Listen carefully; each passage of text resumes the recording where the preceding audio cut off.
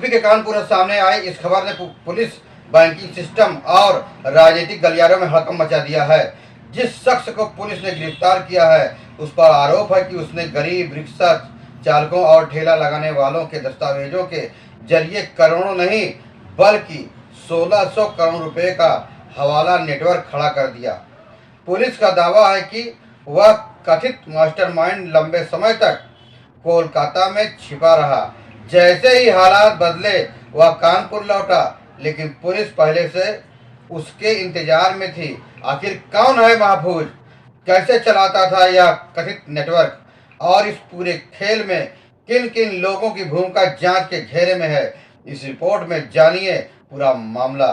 कानपुर से एक ऐसा खुलासा सामने आया है जिसने करोड़ों के हवाला नेटवर्क, फर्जी बैंक खातों और राजनीतिक संरक्षण के दावों को लेकर बड़ा सवाल खड़े कर दिए हैं। कानपुर पुलिस ने 1600 करोड़ रुपए के कथित हवाला कारोबार के मास्टरमाइंड महफूज को गिरफ्तार कर लिया है। पुलिस का दावा है कि महफूज लंबे समय से फरार चल रहा था और गरीब लोगों के दस्तावेजों का इस्तेमाल कर करोड़ों रुपए का अवैध लेन देन करने वाले सिंडिकेट को संचालित कर रहा था। सबसे चौंकाने वाली बात यह है कि उसकी गिरफ्तारी के पीछे बंगाल से जुड़ी कहानी भी सामने आई है, जहां वह कथित तौर पर अपनी ससुराल में छिपा हुआ था। इस पूरे मामले की शुरुआत कानपुर में 16 फरवरी को हुई। 24 लाख रुपए की लूट की जांच से हुई। पुलिस जब इस लूटकांड तक के तह तक पहुंची तो परतें खुलती चली गईं और सामने आया करोड़ों का नहीं बल्कि 1600 करोड़ के टर्नओवर हवाला नेटवर्क का, जहां एजेंसियों को पता चला कि इस नेटवर्क के पीछे महफूज नाम का शख्स काम कर रहा था, जो बेहद सुनियोजित तरीके से अवैध लेन देन का संचालन कर रहा था। पुलिस ने पहले भी इस मामले में कई लोगों को गिरफ्तार कर जेल भेजा था, लेकिन कथित मास्टरमाइंड महफूज लगातार गिरफ्त से बाहर था।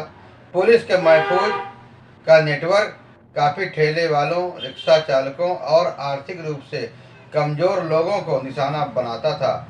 उन्हें लोन दिलाने का झांसा दिया जाता था और इसी बहाने उसके दस्तावेज जुटाए जाते थे। बाद में उन्हीं दस्तावेजों के आधार पर बैंक खाते खुलवाए जाते और इस खातों का इस्तेमाल कथित हवाला लेन देन के लिए किया जाता था। आरोप है कि इस पूरे खेल में कुछ बैंक कर्मियों की मिली भगत भी थी, जिनकी मदद से करोड़ रुपए का ट्रांजैक्शन किया गया। अब पुलिस इस एंगल की भी जांच कर रही है। आखिर बैंकिंग सिस्टम के भीतर कौन कौन लोग इस नेटवर्क का हिस्सा थे। पुलिस सूत्रों के अनुसार फरारी के दौरान महफूज पश्चिम बंगाल के कोलकाता में अपनी ससुराल में रहता था।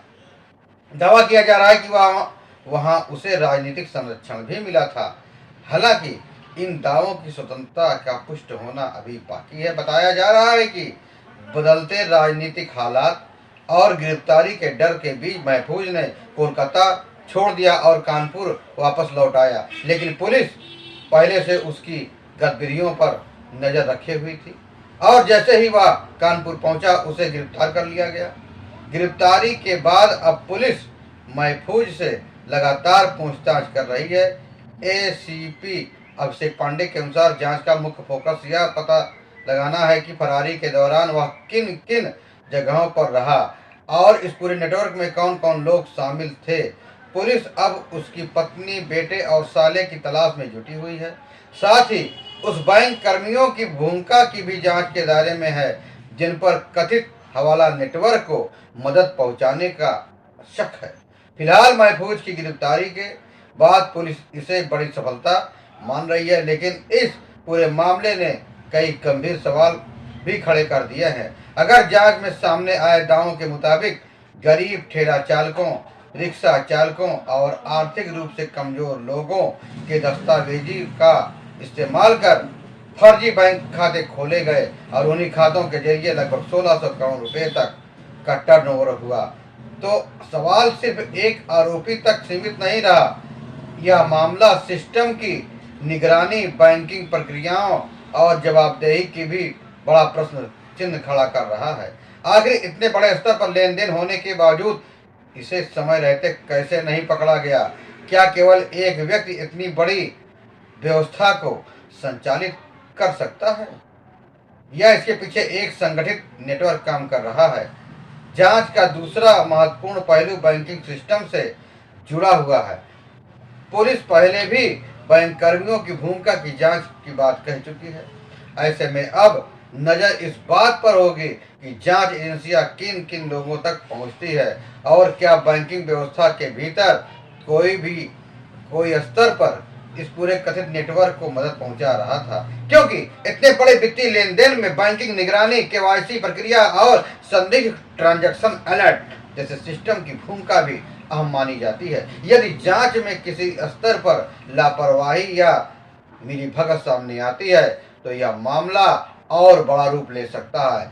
इसके अलावा फरारी के दौरान महफूज के ठिकानों और उसके संपर्कों को लेकर भी जांच एजेंसियां सक्रिय हैं। पुलिस उसकी पत्नी, बेटे, अन्य परिजनों की तलाश कर रही है। साथ ही यह भी पता लगाया जा रहा है कि फरारी के दौरान उसे किस किस स्तर पर मदद मिली थी, उसका नेटवर्क किन राज्यों तक फैला हुआ था। जांच एजेंसियां अब उसकी आर्थिक गतिविधियों, बैंक खातों और डिजिटल लेन देन के रिकॉर्ड भी खंगाल रही है। यह मामला इसलिए भी अहम माना जा रहा है क्योंकि इसकी शुरुआत एक लूटकांड की जांच से हुई, धीरे धीरे एक बड़े कथित हवाला नेटवर्क तक पहुंच गई। अब सभी की नज़र पुलिस जांच पर टिकी हुई है। क्या यह मामला केवल एक गिरफ्तारी तक ही सीमित रह जाएगा, या आगे चलकर इससे जुड़े और नाम, नए खुलासे और बड़ी कार्रवाई सामने आएगी? आने वाले दिनों में यह जांच कई और महत्वपूर्ण तथ्यों को उजागर कर सकती है। अब इस पूरे मामले में सबसे बड़ा सवाल यही है कि क्या 1600 करोड़ रुपए का यह कथित नेटवर्क केवल एक व्यक्ति चला रहा था, या इसके पीछे एक बड़ा संगठित गिरोह काम कर रहा था? क्या बैंकिंग सिस्टम के भीतर भी इसकी जड़ें थीं, और क्या जांच आगे बढ़ने पर और बड़े नाम सामने आएंगे? आने वाले दिनों में पुलिस जांच के कई और बड़े खुलासे हो सकते हैं। दोस्तों, आपको यह खबर कैसी लगी? फिर मिलेंगे नई जानकारी के साथ, नई खबरों के साथ। तब तक के लिए जय हिंद, वंदे मातरम।